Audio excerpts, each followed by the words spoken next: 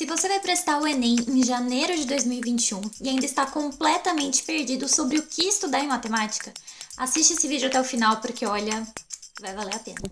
Oi, gente, tudo bem? Aqui é a Mirella Cordeiro e nesse vídeo a gente vai conversar daqui a pouquinho com o professor William. Ele foi meu professor de matemática no ensino médio, ele é mestre em matemática, também tem um canal no YouTube e eu convidei ele para contar para vocês quais são os assuntos que mais caem no Enem em matemática. Já se inscreve aqui nesse canal para não perder nenhum conteúdo, curte esse vídeo e compartilha com seus amigos que também estão perdidos na área de matemática. Eu já fiz a apresentação do vídeo, então agora é só apresentar você, professor.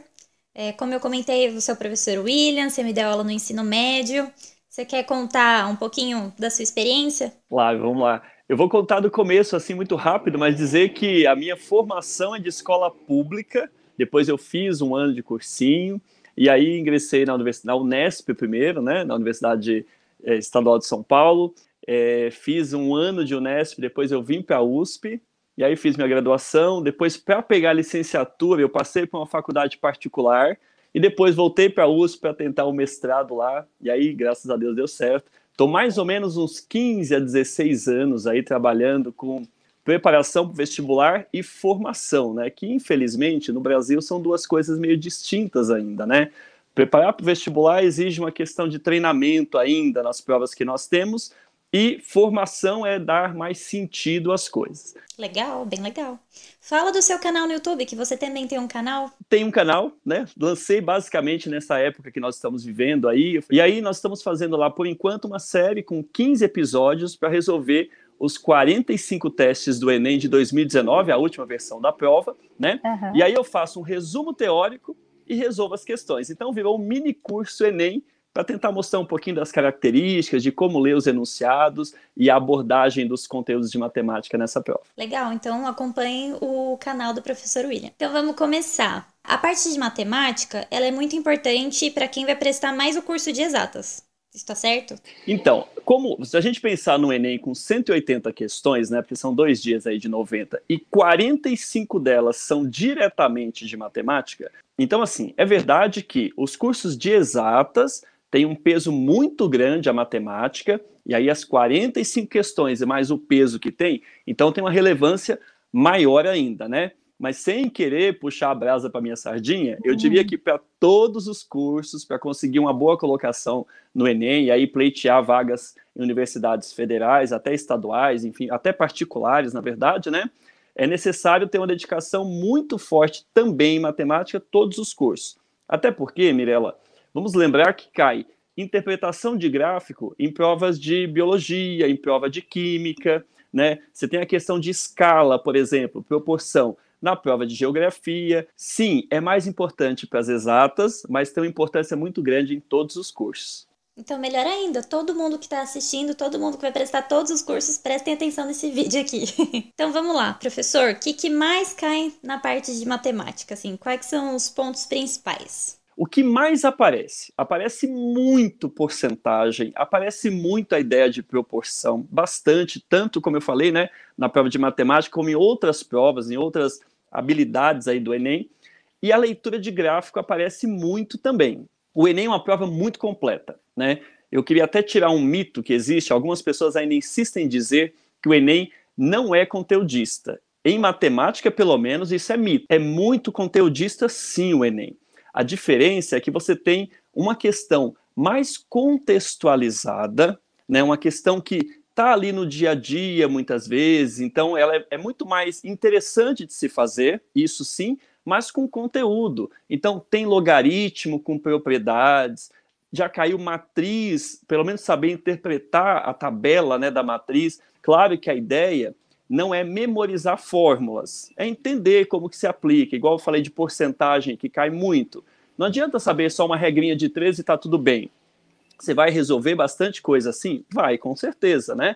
Mas entender o que é a porcentagem é interessante. Então eu recomendaria que procure entender os conteúdos, né? Sobre outros assuntos, o que mais cai no Enem? Tem mais alguns exemplos, só para a gente colocar em tópicos para o pessoal? Sim, eu colocaria mais ou menos, né, como eu disse, assim, com chance de errar. O que a gente tem que pensar?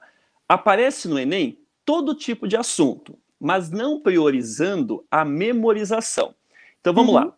Porcentagem e gráficos, que eu já comentei, a ideia de razão e proporção, inclusive para escalas, que é bastante importante também. Tem que saber usar logaritmo, pelo menos com a ideia de propriedades, como que a gente trabalha com aquela função logarítmica, porque aparece muitas vezes dentro do contexto de terremoto, a escala Richter, por exemplo, né? Ela é regida por logaritmo. Matemática financeira é muito importante, pensa, é o dia a dia. Nós temos que saber como que funciona juro composto, pelo menos. A ideia de descontos, de aumento, o que é venda, o que é lucro, o que é custo. Aí nós temos a geometria plana, que sempre aparece alguma coisa relacionada a áreas, né? Pode aparecer alguma coisa com área. Às vezes tem um pitágorazinho para fazer, que é clássico, né, de aparecer.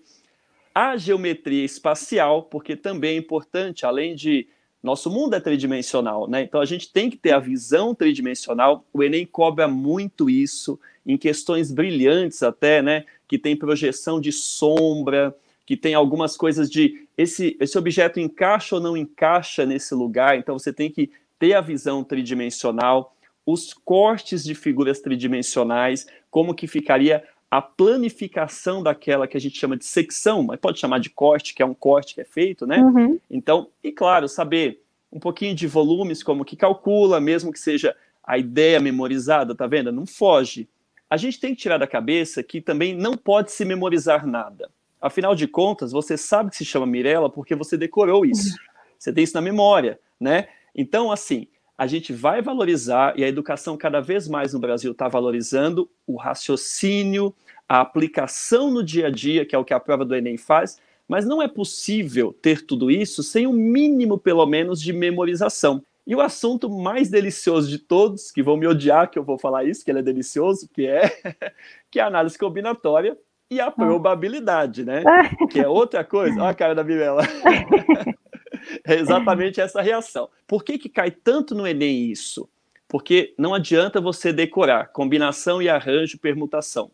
Você tem que entender o que está acontecendo, por que essas fórmulas, por exemplo, são aplicadas para resolver esse tipo de exercício. E não só assim, a ordem importa, a ordem não importa. E aí então eu uso isso ou uso aquilo. Não. Tem que ter lógica. O que significa multiplicar por fatorial, o que significa dividir por fatorial. Certamente a análise combinatória vai estar no Enem, certamente probabilidade estará no Enem e cobrando que você saiba de verdade, porque senão você vai acabar perdendo o teste. Então, estudar combinatória até fica uma dica. Tem que saber os modelos? Sim, tem que saber os modelos, eu preciso deles. Mas, além de saber o modelo memorizado, entender exatamente o que aquela fórmula está calculando, como que se calcula, o que se calcula com aquilo de fato. A ideia ordenada e não ordenada, mas com sentido. Então, assim, como que estuda? Pega o conteúdo e faz aquela parte de memorizar mesmo os modelos. Ok. Tente entender o que está acontecendo nesses modelos. Procure alguém que entenda um pouco melhor para te ajudar nisso, porque precisa entender. E depois tem que treinar. E aí a parte que eu te disse. Treinar não é muito estudar, é mais ou menos, né? Uma coisa esbarra na outra. Treinar com boas questões. O Enem tem boas questões, outras universidades têm boas questões, né? Outra coisa que eu queria saber, você já falou um pouquinho que a FUVEST é um pouco mais conteudista, mas que está mudando. Se a pessoa está estudando para outros vestibulares, qual que você acha que é mais parecida assim, com o Enem? Das que você conhece, mesmo as particulares de São Paulo, pode ser. Sim, ó, eu sou apaixonado pela prova da FGV. É uma prova muito bem elaborada, muito bonitinha, organizada, tem bastante coisa de contexto, tem menos coisas de memorização. Então, para mim, de todas as provas que eu conheço um pouquinho mais a fundo, a GV é a que mais se aproxima, embora a GV tenha uma questão muito mais financeira, muito mais aplicada à ideia de administração, economia, e às vezes umas questões mais voltadas para o direito, até que são os cursos principais da GV. Então, assim, nas questões dos assuntos que coincidem, como análise combinatória, a parte de financeira de modo geral, né, até um pouquinho de... quando eles partem para a parte de geometria plana, eles chegam muito perto do que o Enem faz, né? Das públicas, a Unesp é a prova mais próxima do Enem, na minha opinião. Porque a Unesp é uma prova mais humanizada na parte de exatas. porque ela é mais contextualizada e valoriza um pouco menos também a memorização. Eu classificaria aqui, em resumo, a GV e a Unesp como provas mais parecidas com o Enem. Certo. Professor, da minha parte, acho que era só isso. Aliás, você quer dar uma dica para quem vai prestar o Enem agora em janeiro? Ó, a gente vive um momento de incerteza ainda, né? A gente vê o governo dizendo que nós vamos voltar em setembro, a escola, por exemplo, agora já não vai voltar em setembro, agora é outubro, enfim. E eu fico com uma preocupação e tenho recomendado a alguns alunos que me perguntam, né, dizer assim, olha, aprenda a fazer prova digital, fazer prova online. Como que aprende a fazer prova online? Lê a prova no computador, né, não imprime a prova em todos os casos. É bom imprimir, porque senão também ninguém aguenta. Mas assim, de vez em quando, simular. Vai na tela do computador, resolve com um rascunho básico, certo? Eu fico pensando numa questão de geometria, Mirella, que a gente precisa ficar riscando na própria figura.